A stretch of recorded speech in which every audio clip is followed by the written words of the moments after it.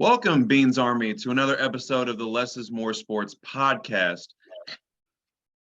Matt and I are back with more content in the world of sports, and I hope you like NBA basketball because that's all this episode is going to be about. And kicking off this episode, where last episode kind of derailed, is we're going to talk about more of those mean people that I happen to see on my timeline that Matt doesn't. So you would think, Matt, that after someone would break a record that stood for 39 years, that there would be a lot more positive talk about LeBron James breaking the scoring record. No, it was all criticism, all comparisons to Michael Jordan, just nothing but negative after negative thing to be said about him. So my first question to you, Matt, is why do people hate LeBron so much? I feel like we're always asking this question, but we never really have a definitive answer. So why do people hate LeBron so much? Les, I don't know if it's as much LeBron James as it is the era in which we, as the human species, inhabit right now and a culture. I'm sure people hated Kareem Abdul Jabbar for many reasons. I'm sure people hated Magic Johnson. I'm sure people hated Michael Jordan. I know people hated Michael Jordan. But you know what they didn't have? This. Mm-hmm. They couldn't just log on and be like, "Oh, how much help does MJ need?" Whenever they assign Dennis Rodman or whatnot. So I Mm-hmm. think that's part of it. I don't know if LeBron James is overhated or just a product of being one of the first great superstar athletes who's fully created himself in the social media age. Even in ways that like Tom Brady and Peyton Manning didn't. Their careers started early on enough that like we just had goat debates on Twitter about them. LeBron, from his mixtapes to his hype on ESPN to his first days in the league, has always had social media and media following him very tightly, very closely, in a way that a lot and most athletes didn't have up to that point. And now we know everything about LeBron James. We've had to deal with him for 20 years, yada yada yada. And we have little devices where we can tweet out 140 characters of like, damn, why am I not LeBron James? Where's my handsome? This is not my large house. This is not my nice automobile. We can do stuff like that at our fingertips now. We've dealt with this. We've grown up with this guy. We've dealt with this guy. We've had him crammed down our throats. We've had the decision. So I don't know if it's necessarily a hatred of LeBron James as much as it is LeBron James exists in this weird transitional period in human history where we have more access to voice our stupid opinions than we ever had before, where even common people can just get on any social media they want and be like, this dude sucks. So that's my first answer. My second answer is obviously jealousy. I mean, the dude's a multimillionaire athlete. I know Space Jam 2 sucked. It sucked. I'm not going to mince words. It was a terrible movie. But he was still in Space Jam 2. How many little guys and people across the country when they were kids were watching Space Jam wanted to be in a movie with Bugs Bunny? Everybody. Yeah, And everybody there's was. only one and there's only one guy doing it right now, and it's LeBron James. How many other dudes have had the media basically telling them their farts don't stink since the minute they've started like even tried out for high school basketball? LeBron James. It's natural for us all to feel a little bit jealous of somebody who's been this successful, who's been this impactful, who's had this kind of pull in the world of not only of the NBA, but in the world of entertainment as LeBron James. It's only natural for people to be jealous of that, especially with some of the things that have happened recently, especially going through all the recessions, all the plagues, for God's sake, all the horrible things we've gone through. It's easy to be jealous of someone who seems to have no problems in their life, who can talk about the issues they want freely with no repercussions, who's basically can do whatever he wants, has a beautiful wife, has beautiful children, has XYZ, has more resources than you could ever dream of. So that's my second answer. I think it's a combination of the era we live in as humans and a little bit of just natural jealousy. We all want to be the top dog. And it's like you said after that NBA Finals game, we all have to go home and be the people we are. And he's LeBron James. So that's just the bottom line. It's perfectly natural to be jealous of that. And we have the means to express that jealousy at an extremely high level. So that's probably the reasons why. I can't give you an on-court answer why. I really can't. Because you pass the scoring record, you've got the rings, you've got the teammates, you've got the accolades.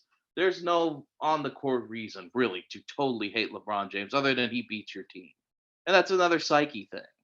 So the bottom line is the human psyche is weird, Plato-like, and childlike, and we can express that more readily now than at any time in our history. 100% agree with everything you said. And my answer is touching on the second part of your answer, and it's 100% envy. Because if I had to describe LeBron's career, it's defined by what everyone thought he couldn't do. I mean, you look at his upbringing, there's no way he makes it out of the ghetto of Akron, right? Now he's a billionaire. He had these lofty expectations. There's no way he lives up to them. He exceeds them. He can't deliver in the clutch. Now he's arguably the most clutch player ever. He can't win a title from down 3-1. Then he does. He can't win in the West. Then he won in the West. He'll never break the scoring record. Now he's the all-time leading scoring leader. Now he's the all-time scoring leader. If I had to define his career in, a short phrase, is he accomplished the unaccomplishable. And he made a career out of doing what everyone said he couldn't.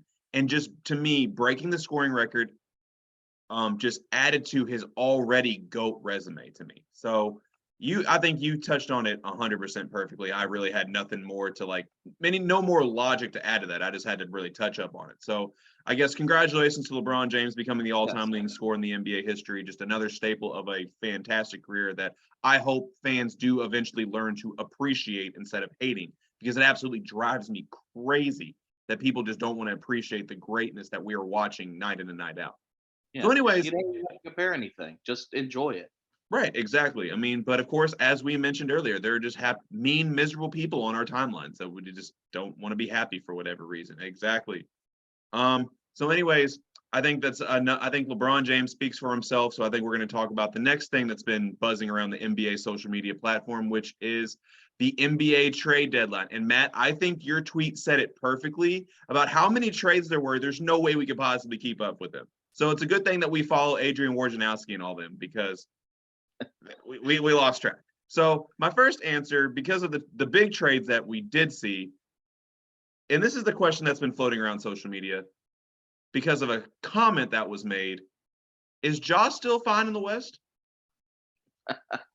Ja Morant is going to regret that comment for a very long time, I have a feeling. No, Ja is no longer fine in the West. Before we did this, I made that whole video about how Toronto, I thought, was going to have the greatest impact going forward on the NBA Western Conference. And then they bought at the trade deadline. They didn't even trade OG Anunoby. They didn't move Fred VanVleet. They didn't move Pascal Siakam. They added Jakob Poeltl. So what do I know? But yeah, like you said, the biggest move, of course, being Kevin Durant to the Suns. And, Les, we've talked about this. We've gone over this before. There needs to be a little bit of caution anytime you put a big three together. Even one that looks as good as the one Phoenix has going, there's still injury history. There's still older guys. We can't exactly go ahead and give them the crown just yet. But man, the Western Conference is absolutely flipping insane. And the dust hasn't even fully settled yet. We still don't know where Russell Westbrook's going. We still don't know where Pat Bev's going. Those guys, they're not all-stars. They're not superstars like they used to be. But they're enough to impact the team and possibly put them over the edge with one last good series. And so I look around the NBA West. I look at the Clippers. They got Bones Highland. They could add Russell Westbrook. They've got a very good roster. I look at the Nuggets getting Reggie Jackson on the buyout market. Didn't even have to do a damn thing. I look at Golden State trying to retool their roster. I look at the Lakers retooling their roster. And granted, the Grizzlies did make a move. They got Luke Kennard, but that's not as impactful as a move I was envisioning for that team, because that team could have, I know, the Brotherhood. Mm-hmm. That team could have, with the addition of a guy like an OG Anunoby, been a really big threat to go forward in the Western Conference and maybe even take the whole thing. But now I look at it, and it's even more muddled now than when I made that video. It's incredibly muddled, because I don't know who's going to win. It's like everyone's telling you to bet the farm on the Suns. This is the last third of the season they're all playing together. Kevin Durant has been wishy-washy this year with injuries and rest. Chris Paul's been out for a little bit with rest. Devin Booker's been out. They traded Bridges, one of their best defensive players. Yes, on paper, that foursome with Aiton, Booker, Paul, and Durant looks as good as some of those cores he had with the Warriors, but that's on paper. If there's anything the Nets experience taught us, it's that paper will evaporate in water very quickly.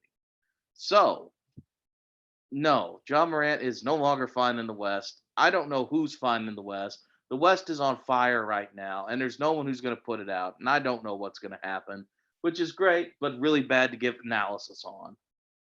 So even though the Grizzlies were my preseason pick to come out of the West, I never thought was one to say that they were quote unquote fine in the West because the West is just so competitive as it is anyway. Yeah. I mean, we look all the teams you mentioned, and they all with the trade deadline they only got stronger. But as for I want to talk about two teams that really revamped their roster. I'm going to start with the Lakers because I really like the moves they made. Went out and got D'Angelo Russell, a point guard that I think actually fits the team that's there. They got a couple 3-and-D players, Jared Vanderbilt and Malik Beasley. They got the rim protector off the bench in Mo Bamba. But I think they could potentially go on a run post All-Star break. But the big question is it too late? Because they need to win 16 of their last 24 games to make the playoffs. So that's my big question with them. If this team had been assembled at the beginning of the season, I think they would be much more of a threat right now than they already are. Yeah. Oh yeah, they'd be much more of a favorite than they are. They're much more of a contender than they are right now. As with the Suns, and I you were kind of heading that direction. Their big four is good, but did they give up too much defense? Did they give up too much depth? Don't get me wrong. I mean, if those four can gel really well, that's good.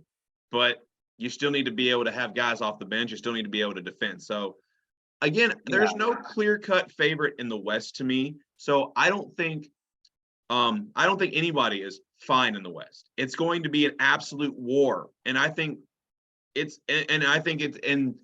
fear that for anybody who comes out of the West, by the time they get to the NBA championship, they could be so beaten down that they have nothing else left to fight. I'm just accepting that as an inevitability because I look at the Eastern Conference. It's like I'm happy Toronto got Jakob Poeltl, but there are two teams who are here. There are like two teams that are about here, and then there's the entire rest of the conference. And I mean, if Boston and Milwaukee are probably destined to play one another in the Eastern Conference Final. Oh yeah. And then it's just who survives that, which is probably going 7 games, and how beat up is the Western team. And you know what, Les? The amazing thing is, too, we haven't even talked about, the third seeded team, the Sacramento Kings. Yeah.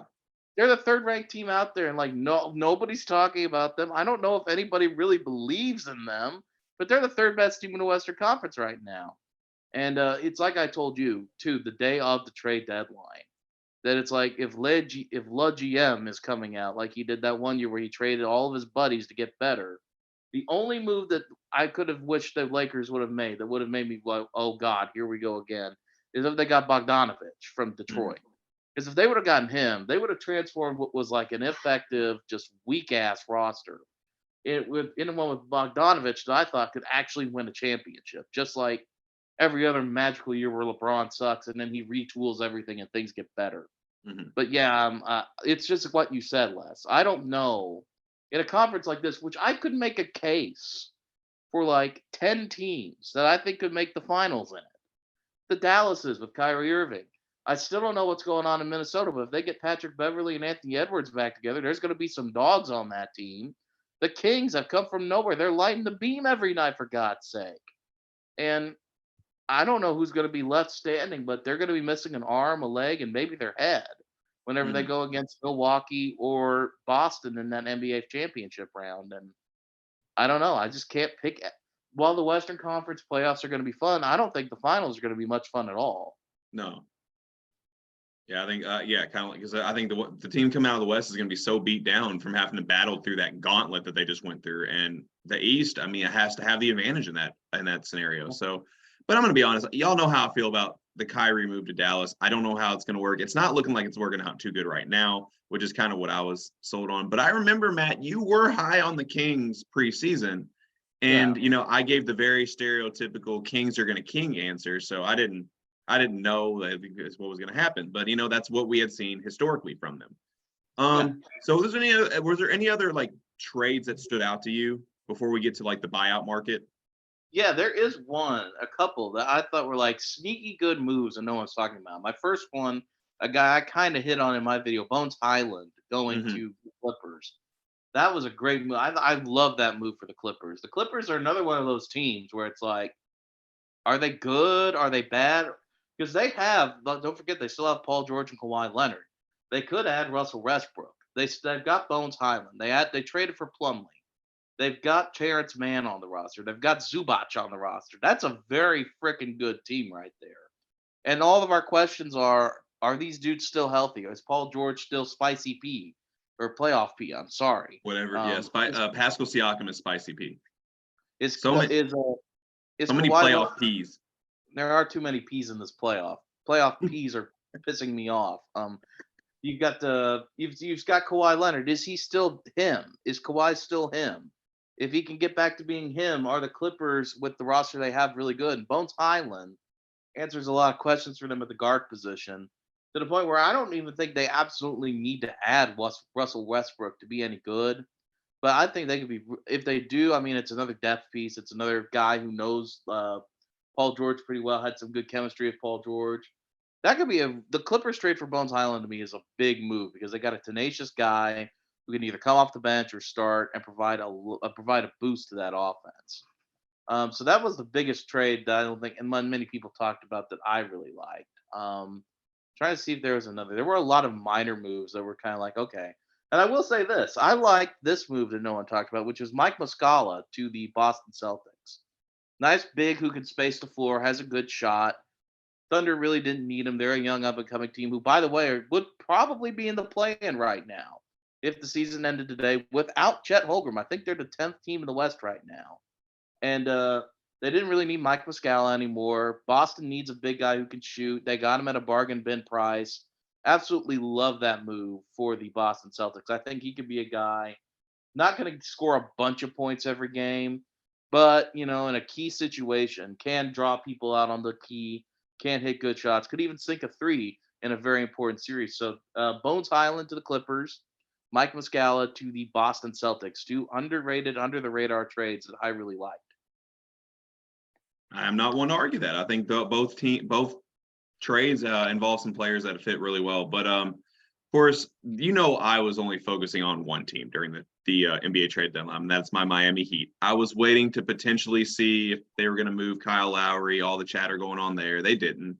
We did make one trade, where we sent Dwayne Dedman to San Antonio for a second round pick, which I felt like Stephen A. Smith talking about Kwame Brown all those years ago, because that is a win right there. We got rid of the mechanic, Dwayne Dedman, which I could not stand him in Miami because this man just ran down the court acting like he was Dirk Nowitzki chucking up shots. Like, understand your role. You're a good energy big. You are not Dirk Nowitzki. You are not the greatest shooting big man of all time. Why are you taking transition 3-point shots? Why are you fading away like Kobe Bryant? You are none of these guys. Stop it. Let him go to San Antonio. I will happily take that second round pick. Maybe we can get a Nikola Jokic or a Draymond Green or somebody that comes out of the second round. But please get Dwayne Dedman off the freaking team. And they did. So that was a win in that regard. But where the Heat actually struck gold was in the buyout market, because pun intended, I absolutely love this move. And that's, of course, they were able to acquire Kevin Love after he was bought out by the Cavaliers. And I'm just going to tell you, this just opens everything up. The way the floor spacing he's going to be able to bring, that's going to open up Bam and Jimmy's driving lanes to the rim. And on top of that, he's going to get so many open looks from three. I like the move altogether. And of course, they also signed a guy that you are very familiar with, and that is Cody Zeller. You and I are both familiar with Cody Zeller, but for different reasons. So, Matt, what do you think Cody Zeller has left in the tank to give the Heat? He's big. That's all I can say, Les. I mean, I think you all forgive me if I admit that I'm not really watching every Charlotte Hornets game out there, but I mean, it's always good to have a veteran big coming off the bench. So get you some key minutes, get you some things like that. But Les, I'm just going to be honest. I mean, Cody Zeller, I was surprised he was still in the league when I saw this news. I just assumed that he was riding off into the sunset, maybe was riding the bench in Portland or something. So when I saw that they signed him, I was like, oh well, that's good for him because I think he can help that team out just by being there. Being a veteran guy, giving them key minutes off the bench. But I'm not going to act like they signed like Shaquille O'Neal here. I mean, Oh this is no. Cody Zeller. I mean, I I don't don't know think they what would his have got him in the buyout market if it was like a Shaquille O'Neal no. type move. Yeah, they wouldn't have He's a got him in the buyout market. he's a consummate professional. They're gonna get that. I mean, he's a professional who's big, who's been around the game for decades now, which is incredible to believe because I'm old. But I mean that's what you get when you get a guy like that. You get a high character guy to fill out your roster, play some good minutes, who's got some NBA experience, and sometimes that's all you need. Yeah, I like it. I'm excited to see what the Heat do the second half of the season. But unless you want to add anything, that wraps up the NBA trade deadline and the NBA buyout market, because we're at the time of this recording, we are still waiting for, as Matt alluded to, what Russell Westbrook's going to do, what Pat Bev's Now, going to do. I do have a question for you, Les. Yes. You're a team that's in the middle of that Western Conference playoff run. Do you take a flyer on Russell Westbrook, or do you just leave your team chemistry alone and see where it rolls with you? Because that's, I think, a very valid question to ask. Right or wrong, Russell Westbrook has earned this reputation. When he left LA, what did they say? The vampire is gone. Yeah. You don't say stuff like that about Dracula. Nevertheless, a guy who played point guard for you for about a year and a half. So I mean, if you were the GM, would you sign Russell Westbrook for the playoff stretch, or would you leave your team's chemistry unaltered? You say I'm a middle of the road Western Conference playoff team? I mean, No, well, I mean they're all middle of the road. Who are we kidding? You're just a GM of a team that's currently in contention in the Western Conference. yes, So I leave it alone. You're not the Houston Rockets. Okay, you leave it alone. I leave it alone. I leave it alone because what I've always said about Westbrook is at his best when he can be the focal point of any team. And if my team already is in contention in the Western Conference, they already have that focal point. So then they would have to bring Russ in, and he would have to, for us to be successful, he would have to accommodate to us.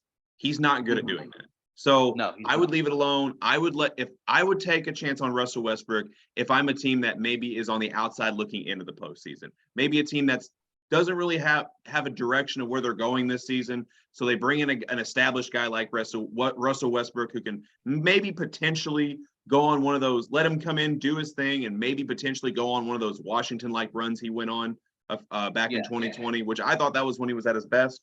So that's the only way I would take Russell Westbrook in the buyout market. But if I'm already a team that's already contending in the Western Conference, no, I leave it alone. Yeah, I would agree with you 100% because even in the Western Conference standings, when I look at them as they stand right now, as this moment, even the teams that are trying to avoid the play-in are teams like Minnesota. You've got Anthony Edwards, Golden State. Steph Curry's hurt right now, but what are you going to do when he gets back? You don't need Steph Curry and Russell Westbrook. No, that would be horrible. That would be horrible. That would be insane. The Jazz already told Russell Westbrook.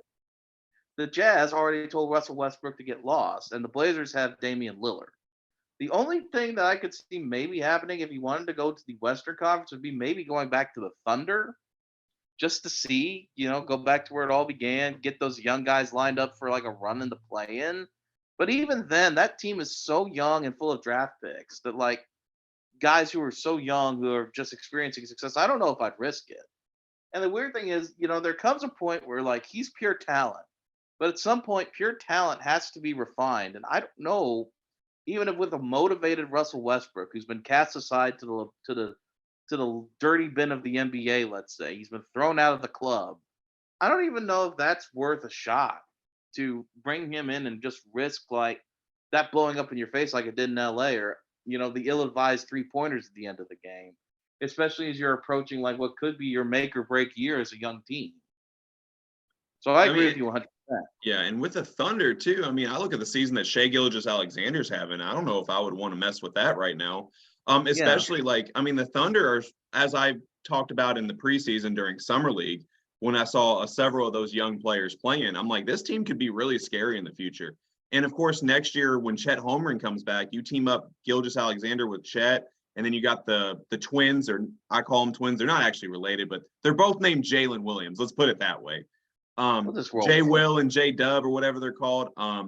They got a bunch of young guys, and I don't think I really want to mess with that, even if it's nostalgic to bring Russell Westbrook back. I don't really want to mess with that. So that's all I got to say about that. So we got about one more topic, but both and I are going to have a good time with this one because Mac McClung won the dunk contest last night, but that's not even the big story that I have.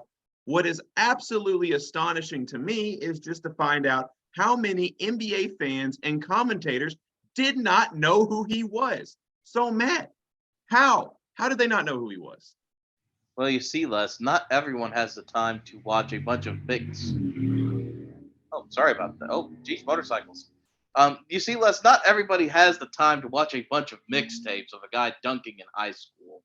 And when you sent me this, it was like you couldn't believe people didn't know who he was. I was like, I can.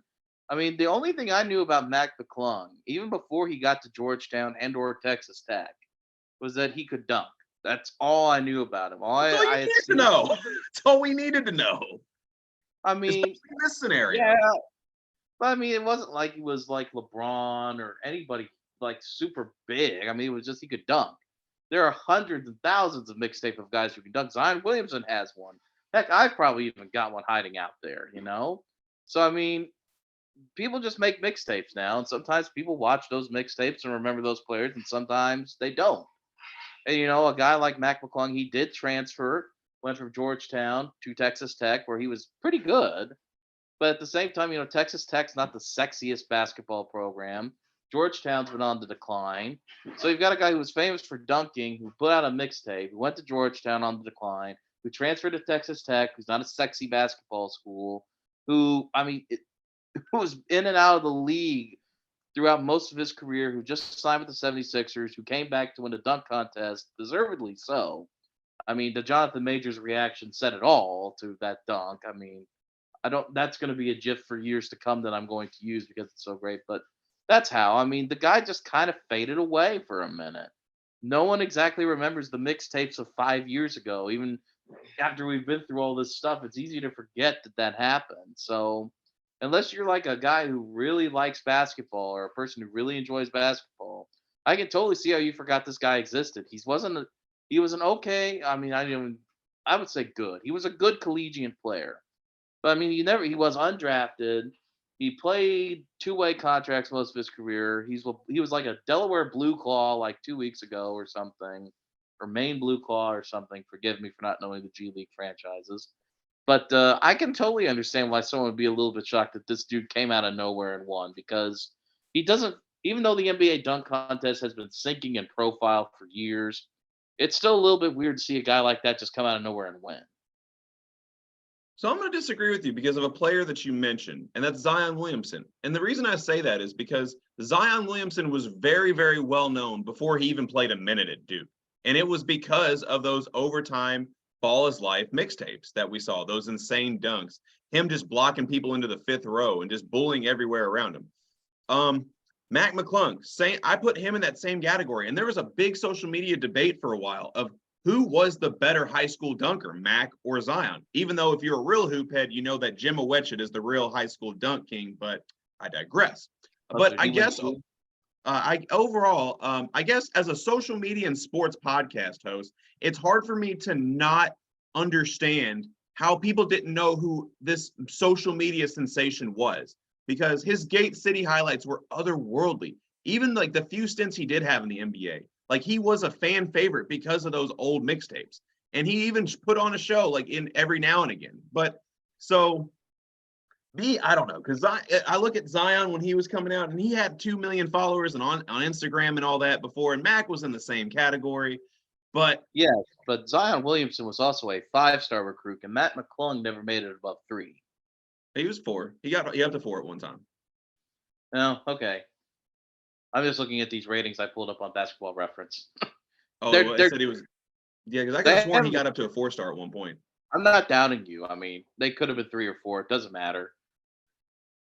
I'm just saying that Zion Williamson had hype as like being a better overall player. I think. Would you agree with that? That's probably fair. Yeah, I could agree with that. But either way, both gained a lot of infamy online just because of the crazy highlights that they were putting on. And of course, I got to bring this up because, I covered KHSAA basketball, and I'm going to shout out Coach Schooler, the former Fern Creek head coach, who went viral for telling Mac McClung that he's going to go to Georgetown to sit. And, I was talking to, my friend last night, Jake McClugas, former podcast host on the show, and he said, wonder what Schooler said about the dunk contest last night. And then I jokingly said, you're going to Philly to sit. So, no, shout out to Coach Schooler. He was a great coach. Ellis Miles looks like he's doing a very good job at Fern Creek. Not throwing shade at anybody, but of course that was just such a memorable moment for him to tell Mac McClung he's gonna go to Georgetown to sit, and then Mac proceeds to score 40 points. Oh, that was awesome. That was a great moment. Oh, it was. And fun fact about Mac McClung, maybe not a lot of people know, is that there was a very strong rumor that when Chris Beard took the head coaching job at Texas, that instead of going, because of where Mac McClung's draft status was at currently at the time, there was a rumor that he could follow Chris Beard to Texas. Now that would have been interesting to see if he wouldn't have put his name in, how he would have been evaluated after a year at Texas. Mm-hmm. But I guess as we got about 6 minutes left in our time slot, another number one question about this dunk contest is, did Mac McClung save the dunk contest? He had some good dunks. The last one, the 540, was by far the best of the night. Ooh, I don't know about that. I really like that one. That was my favorite. Les, I really don't know.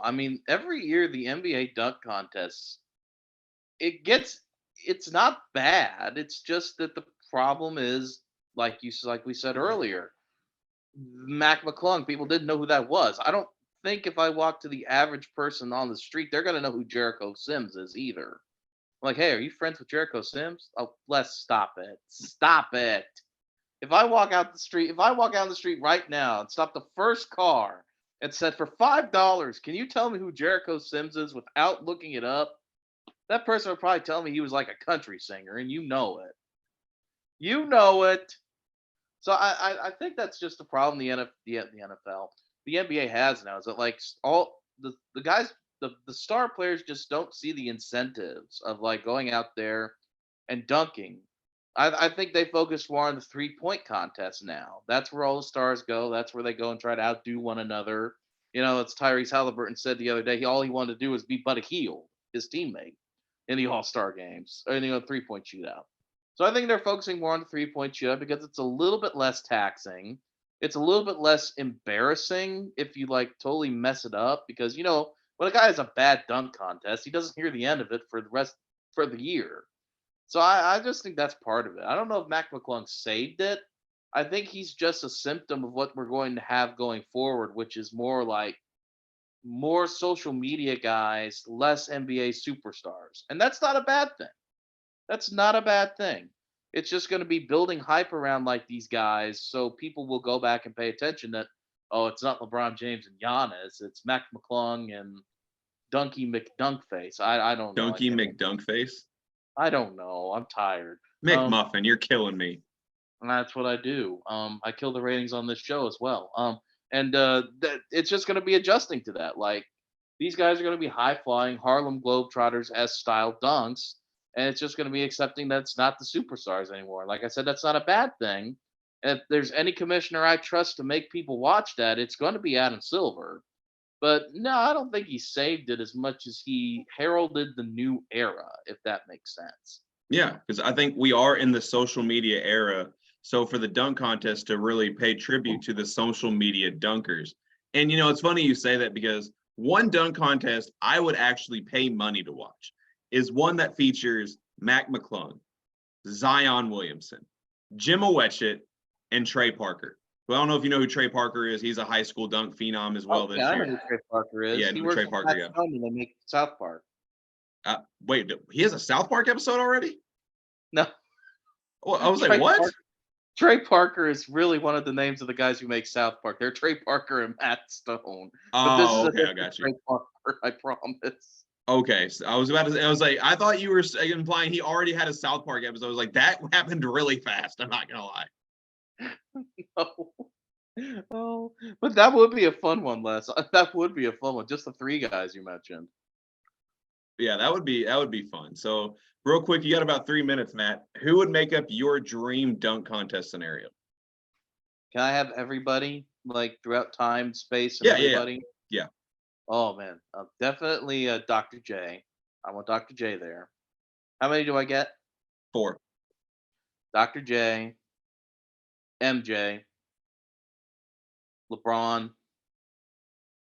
This is kind of a weird pick, but I'm going with Dwight Howard. The Superman. I just like the way he does it.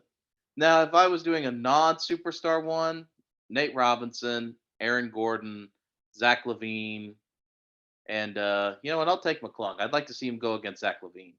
That would be very entertaining. And I feel like with that one, I feel like somehow, some way, Aaron Gordon's gonna get robbed again.